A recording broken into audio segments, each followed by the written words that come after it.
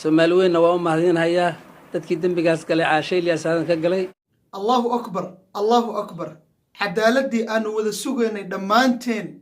waliba gabdhaha Soomaaliyeed maanta ayay soo gabagabowday isla markaasina si rasmi ah u soo dhamaatay. Assalaamu calaykum waraxmatullaahi wabarakaatuhu. Waan idin salaamay dhammaan asxaabta qiimaha badan ee ku taxan channelka Quruxda Qoyska Joog.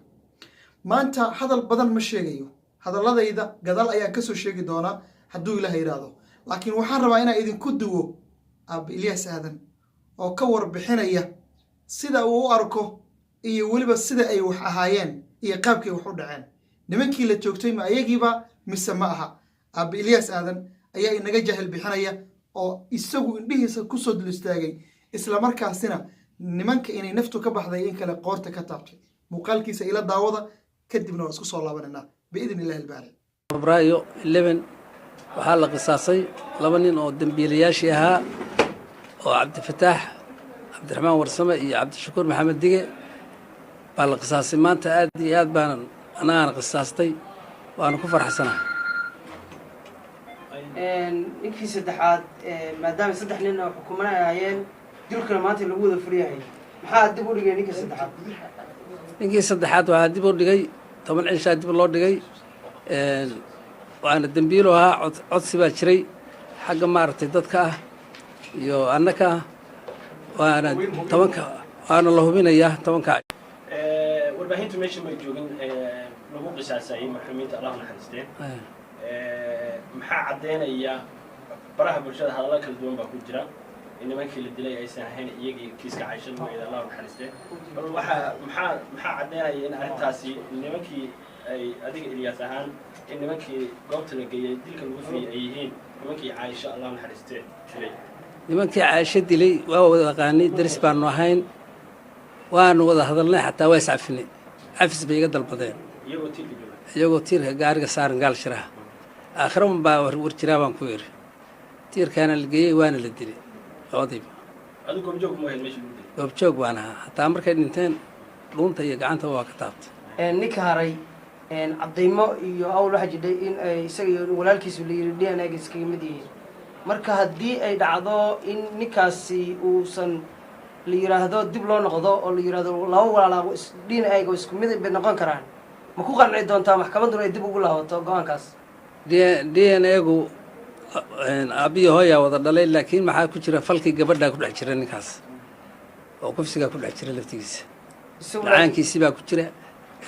shahwadiisii baa ku jirta dhiiggiisii baa ku jira hadduu la falgalay waa la heli doonaa. qisaasta ma adiga fuliyay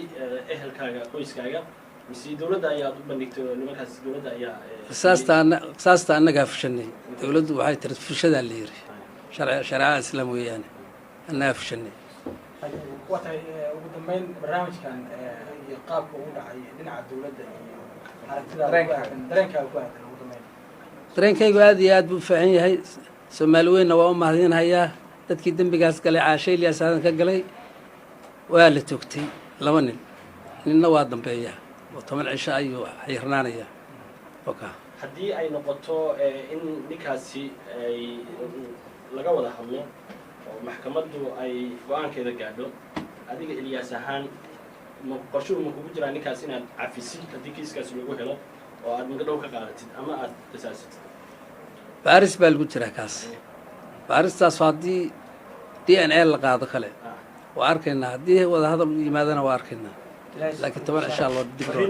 waana xiran yahay. fariin maxaa uga diraysaa guud ahaan dadka ku dhegaysanaya oo telefishinada ku daawanaya adigoo si faahfaahsan uga hadlaya arrintan waxay ahayd arrin muxuu ahaye ummadda oo dhan ay sugaysay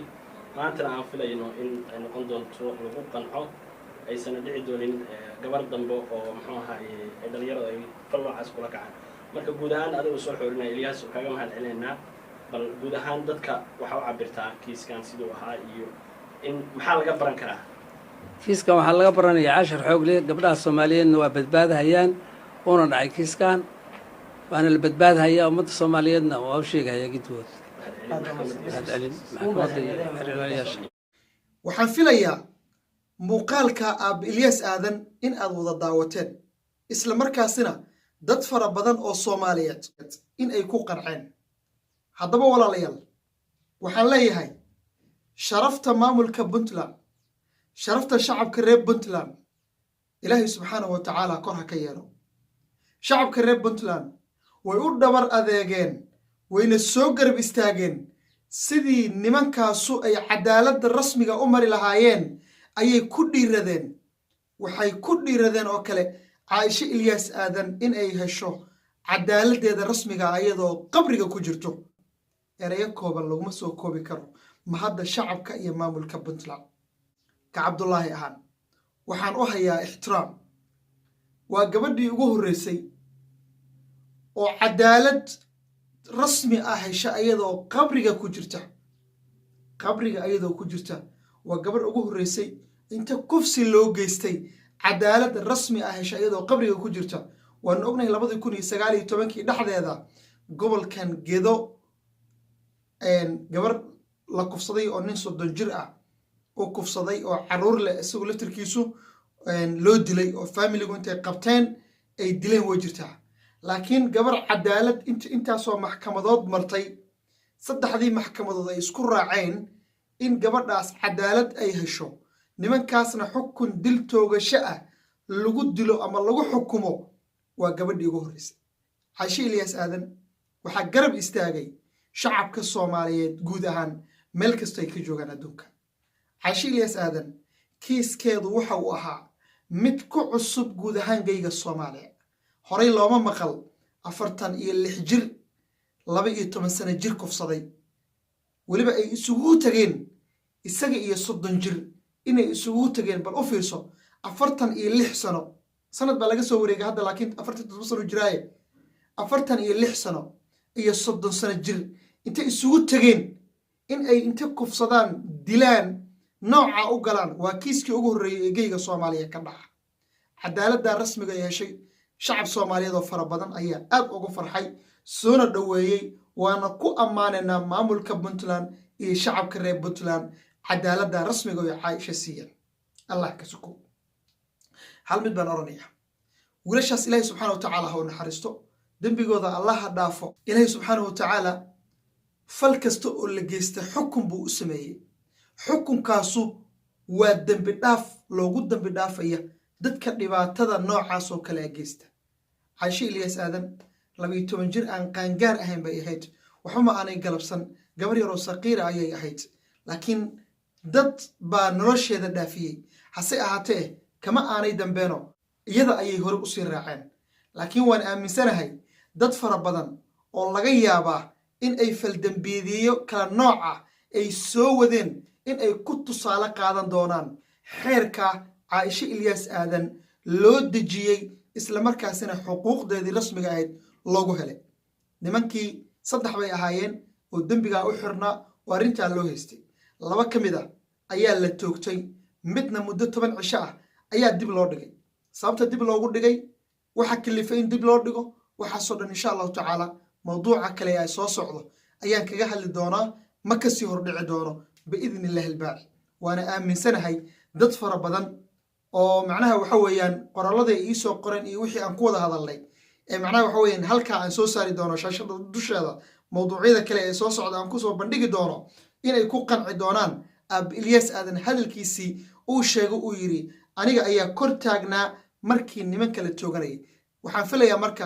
tashwiishkii iyo shakigii faraha badnaa oo dad fara badan oo Soomaaliyeed ay ka qabeen arinta in meesha ay ka baxday isla markaasina nimanka la toogtay ay yihiin kuwii Caaisha Ilyas Aadan dhibaateeyay inta ma isla fahnay aad iyo aad Soomaalidu warar kale way sheegi karaan laakiin waxaan mar walba u taaganahay inaan Ilaahay subxaanahu wa tacaala isku xirno rumeeno